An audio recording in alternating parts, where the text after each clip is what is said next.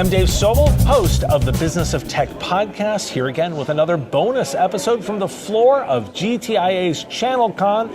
Thank you to our event coverage sponsor, Movilla, for helping us out. You should check out their project management software. It's super smart and intelligent at movilla.com. I'm joined by Michael Fass. He is the co-founder and CEO of Slide, the modern security-first BCDR company built purposely for MSPs. He was the former general counsel and chief people officer at Datto, and notably remained the only continuous executive throughout Datto's 9-year ascent to multi-billion-dollar public company and eventual sale to Kaseya. Sounds pretty good. Check it out. Michael, thanks for joining me. Thank you. So I'm Pleasure really, to be here. Yeah, I'm excited to talk to you because you guys are kind of taking an interesting, we were talking right beforehand, what you're doing now rhymes with what you did before, but with some intentional choices. And kind of what I'm interested in is you've got that great perspective of having been in the Datto organization for a long time. Now you're CEO of Slide.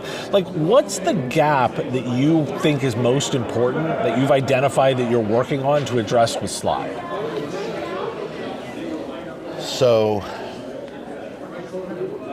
the original idea behind Slide, it was clear that we wanted to build a backup company.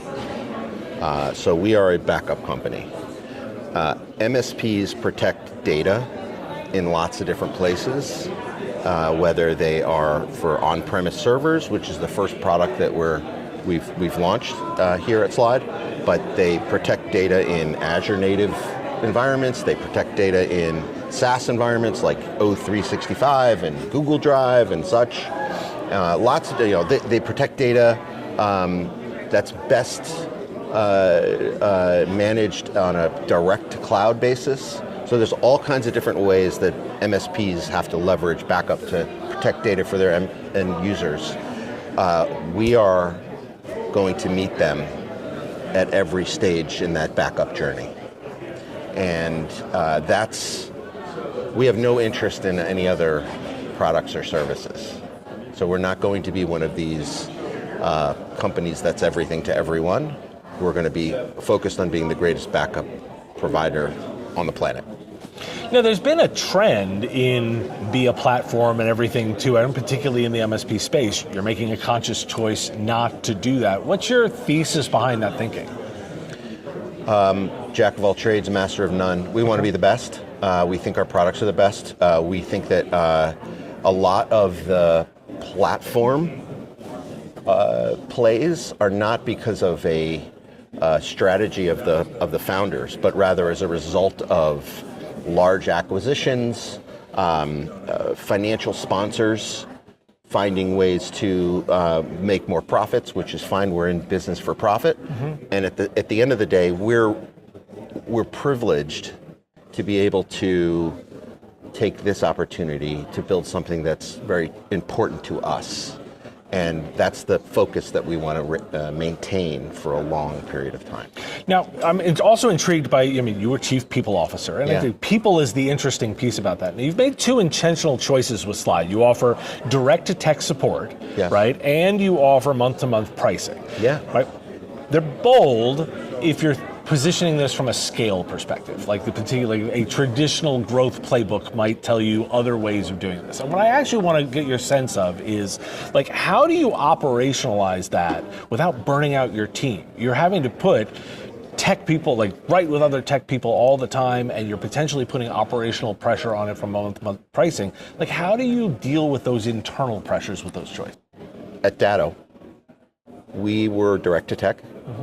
Throughout the journey that I participated in. And it was a differentiator.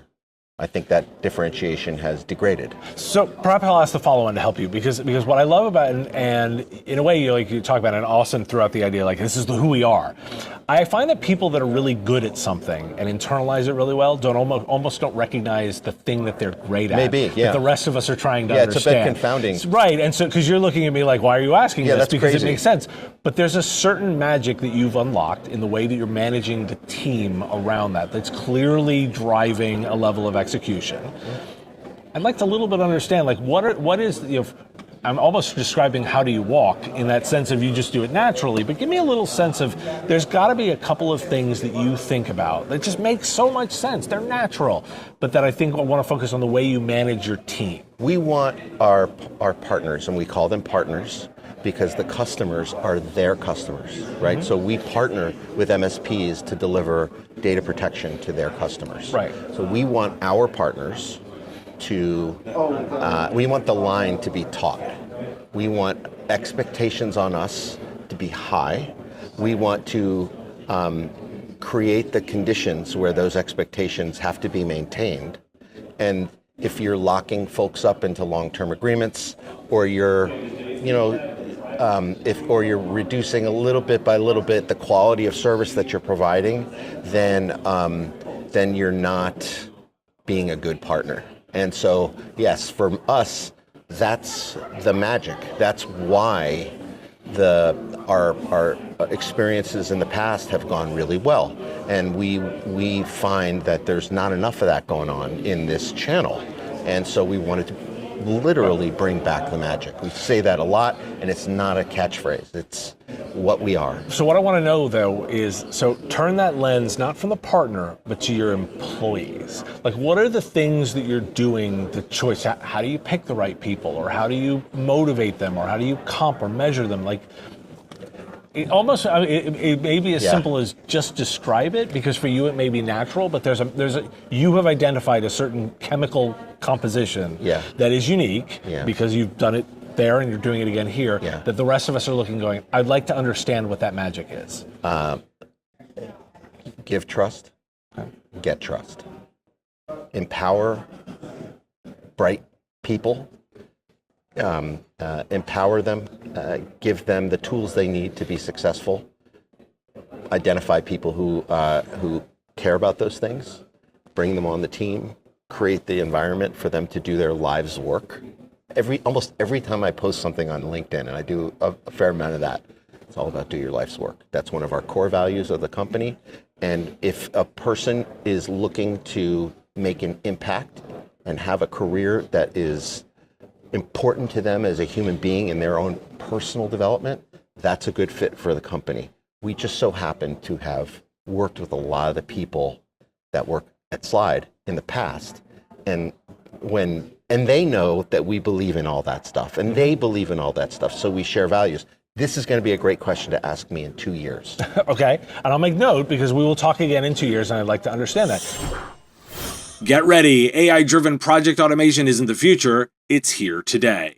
Movila offers a fully integrated intelligent platform that combines real-time risk management and remediation, smart scheduling, resource capacity management, and AI-enhanced project coaching.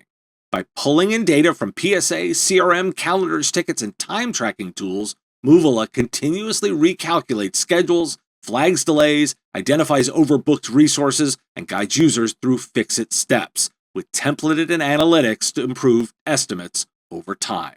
Businesses experience fewer cost overruns, up-to-date forecasting, smoother capacity planning, and more predictable on-time delivery, preserving margins and freeing teams to focus on the real work. Head to Movila.com, that's Moovila, to book a demo and see their AI-powered automation engine in action. There does have to be an element of trying to do something different, and I ask because one of the lessons I suspect you learned through the process of being, being acquired in the Kaseya acquisition is that it is quite possible to dismantle that. That someone else can come in and take away the magic very quickly. Right. Are there changes you made to more codify the structure this time around? You said, you know what, we want to make sure this is indestructible this time. Are there changes you made, or do you just look and say, like, nope, it's just about keeping the management team together? Like, is there are there changes you're making to make that a little bit more tangible this time? I'll tell you what, I hear from a lot of partners when we're just at the beginning stages of working with them, and what they ask me is, who's to say that you're not going to go and sell out again? Yeah. And that's a different version of that question. Different version of that question. And what I like to say is, I'm not going to make you any promises that I can't keep. And at the same time, I am here. I don't have to be doing this. We didn't set out to do this. We were compelled to do this because we are passionate people and we care about this organization, this industry, the individuals whom we work with, and the products that we deliver. We think we can make an impact. We want to make an impact. We care about that. That's just who we are. And whereas in the past, economics played a bigger part in determining what we did, right? If someone hands you $300 million or $500 million and you don't have that kind of money, and I don't have that kind of money, but you're more inclined to take them up on that offer than if you have been there and done that. And so like, I am very fortunate.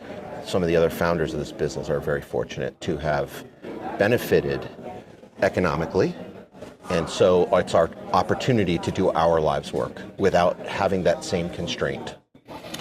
So the other thing I'd like to get a little bit of your perspective on, you're not an engineer, right? That's not your background, right? So, but that gives you a unique perspective. Like, how do you evaluate the market fit and the products that are being pitched or the ideas that are coming out from the engineering team? Like, how do you evaluate it based on the fact that you're not coming at it with an engineer's background? I listen. I just listen. Okay. I talk to a lot of partners. I'm on the calls. I also listen to a lot of the calls with the sales team because they're talking to partners. And I like to train the team. I like to take a personal role in training people and how to interact with people and how to think about what your counterpart in the conversation is saying. And I can hear what the market is saying. And I'm not, I don't have to be technical in order to understand the concepts that we're dealing with. And so I can help to redirect the priorities and the resources of the organization around the things that I know I hear and my ears don't deceive me. So you've been doing this a little while. I think that's a fair way to assess it, right? Yeah. But that also means you've been closely watching the managed services space. Yeah. I've heard some arguments that things are much the same as they were 20 years ago. I heard some of that today. I'm not sure I'd agree. I'd like to get your take on what you think the market looks like, how different it is. What's your take? So there's a lot of technical change that impacts our products and our business. There's a lot of changes in the way that these organizations are set up. Like, there's been a lot of private equity investment in the managed services space. And so a lot more professional management has come in, a lot more discerning expectations on a financial performance of a company. It's no longer, am I going to make enough to buy a vacation house this year? It's rather, am I going to have enough to deliver the results to my shareholders this year? Those are two very different ways of thinking about it. At the same time, a lot of the people, a lot of the cast of characters are the same. And so the people that have performed really well in the space and have been fortunate enough to attract buyers for their business and got the benefit of that, they're staying on board largely, and they're helping grow these businesses over a longer period of time and getting bigger, and they're developing their careers at the same time. I've been around a while. We've been around a while. Mm-hmm. We want to keep developing as human beings, as professionals, and these people are the same. And so a lot of it is different. Products are different. Business models a little different. People, not so different. Do you think some of the core value is going away in terms of the fact that a lot of technology just works, a lot of it, and additionally you have a workforce, particularly the 20s and 30-somethings, that are pretty good at it naturally? Like, do you think portions of what is done by this section of the community is being commoditized? It's not how I see it. How do you see it? I still see the foundations of why MSPs, why managed services are so important. I see it playing out every day. So I'm not convinced of that. Small to medium businesses are getting more and more specialized. They're relying more and more on technology to achieve their objectives. They have more threats as a result. They have more complexity as a result. They need better and better IT professionals working with them to help them achieve their goals in their business. They don't know anything about IT. They know about being a doctor. They know about being a lawyer. They know about being a manufacturer, or whatever. And the more risk, the more complexity, the more technology is embedded in the SMB's business, the more MSPs play a bigger and more defining role in the SMB community.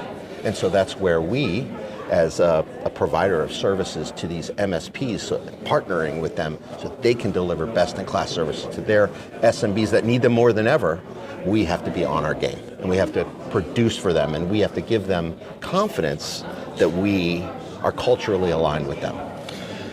There's a theory that, particularly with those investments, the platform companies, the private equity ones, the ones that are growing even organically and started building their own platforms, they are starting to pull away with the kinds of capabilities and their ability to deliver business analysis at scale. They're pulling away from the capabilities of the traditional 10-person MSP, because it's very difficult to have all the business analysts you might need and all the security operations. Like, it's difficult to do that.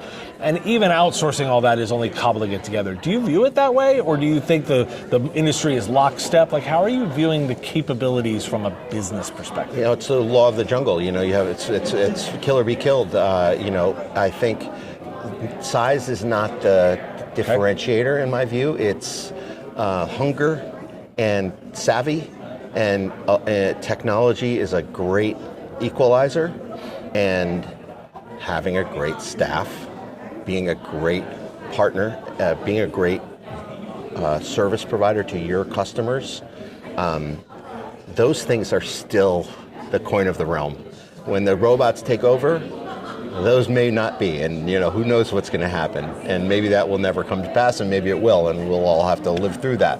At the same time, the fundamentals, I haven't seen a change in those. Okay. What have you seen? Is there any particular thing you've changed that you think has changed a lot?